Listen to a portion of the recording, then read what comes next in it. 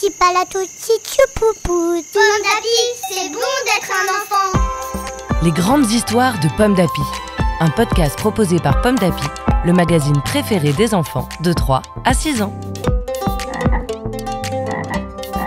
Chaque mois, tu vas découvrir une grande histoire que tu lis peut-être à la maison avec ta maman ou ton papa, ton grand frère, ta cousine, ta mamie, ta nounou, le babysitter ou même tout seul. En ce mois d'octobre, le magazine Pomme d'Api te propose L'eau a disparu, une histoire écrite par Jean-Pierre Courriveau, lue par Renaud.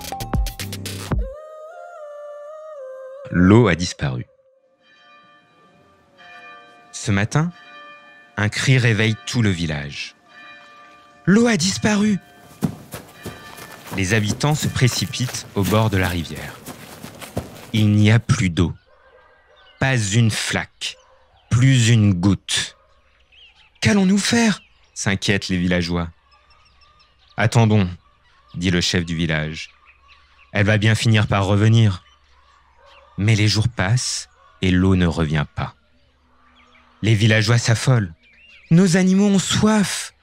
Les champs et les potagers vont s'assécher. Nous n'aurons bientôt plus rien à manger. Une maman éclate en sanglots en serrant ses enfants dans ses bras.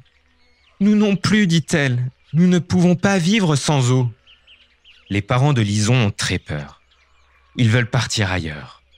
Mais Lison n'a aucune envie de quitter son village.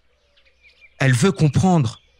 Il y a bien une explication, se dit-elle, déterminée. Et je la trouverai. Lison prend le chemin qui suit la rivière asséchée. Elle marche longtemps. Enfin, elle arrive devant un immense mur de pierre qui coupe la rivière. Une grosse voix retentit au-dessus d'elle. « Que veux-tu, moustique ?» Lison lève les yeux et elle frémit en apercevant la tête d'un géant.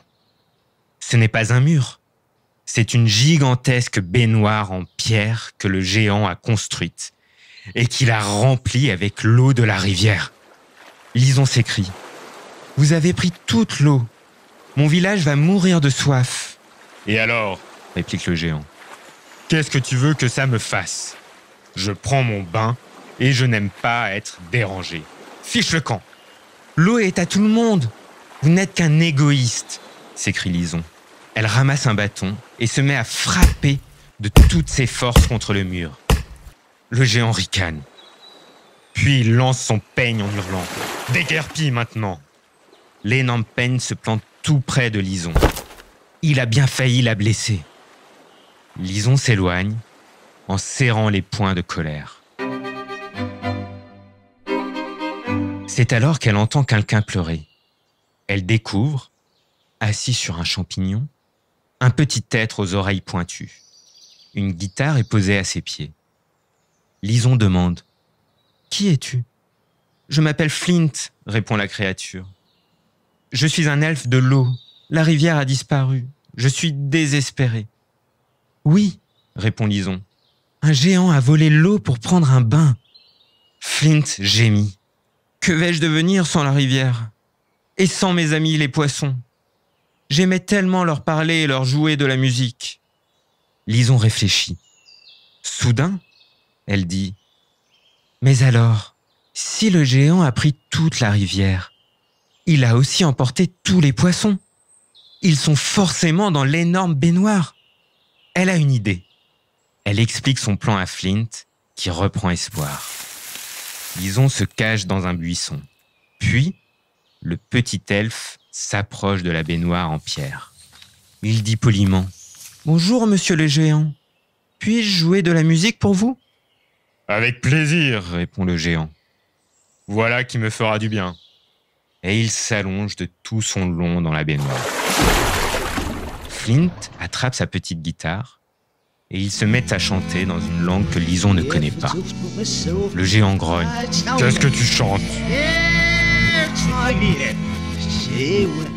C'est quoi ces mots bizarres ?»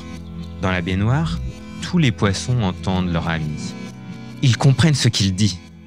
Flint leur demande de chatouiller les orteils du géant et de croquer ses fesses. Aussitôt, ils se mettent à le grignoter. Cric, cric, croc, croc. Le géant gigote en criant. Aïe, oui. Arrêtez ça immédiatement. Les poissons continuent. Croc, croc, cric, cric. Arrêtez, hurle le géant. Il remue tellement qu'il tape les bords de la baignoire avec ses fesses de géant. Boum, boum. La baignoire se fissure. Un trou apparaît. Puis un autre. Et un autre. Tout à coup, crac et splatch. L'eau jaillit de partout et coule à gros bouillon. Elle emporte le géant qui se met à crier. Aïe, ouille, au secours. Glou, glou. Lison et Flint éclatent de rire. Au village, un cri retentit. La rivière! L'eau est revenue! Tous les habitants se précipitent. Ils sont très étonnés de voir passer un géant tout nu. Heureusement, la rivière l'emporte très loin. Si loin qu'il disparaît à tout jamais. Une histoire écrite par Jean-Pierre Courriveau pour le magazine Pomme d'Api, numéro 656. Merci d'écouter Pomme d'Api. Rendez-vous le mois prochain pour découvrir une nouvelle grande histoire de Pomme d'Api. Tipalato tchoupoupou, titapalo tchoupoupou, titapalo tchoupoupou, titapalo tchoupoupou. Pomme d'Api, c'est bon d'être un enfant. Un podcast Bayard Jeunesse.